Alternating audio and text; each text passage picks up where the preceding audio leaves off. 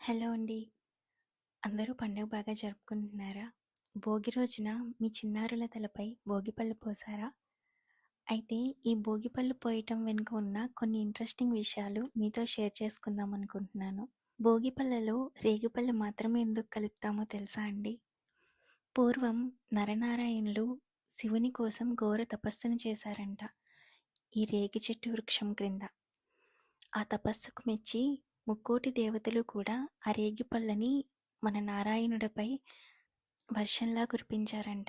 ఆ సంఘటనకి చిహ్నంగా ఈ సంక్రాంతి సమయంలోనే రేగిపళ్ళు ఎక్కువ వస్తుంటాయి కాబట్టి మన పెద్దలు మన చిన్నారులలో ఆ నారాయణ్ణి భావించుకొని సూర్యాస్తమయంలోపు ఆ సూర్యభగవాని ఆశీస్సులు కూడా ఉండేటట్టు ఈ భోగిపళ్ళ కార్యక్రమాన్ని ఆచరణలోకి తీసుకొచ్చారు.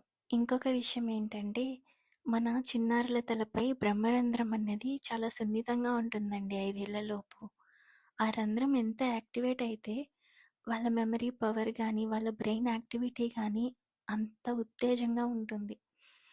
కనుక ఈ భోగిపళ్ళు పోయడం వల్ల ఆ బ్రహ్మరంధ్రం యాక్టివేట్ అవుతుందని కూడా నమ్ముతుంటారు. ఇంకొక విషయం ఏంటంటే వీటిలో బంతిపూ రేకల్ని మాత్రమే వాడుతుంటారు. ఎందుకు అంటే బంతిపూ రేకలకి ఉన్న ప్రాథమిక లక్షణమే చర్మ వ్యాధుల నిర్మూలన.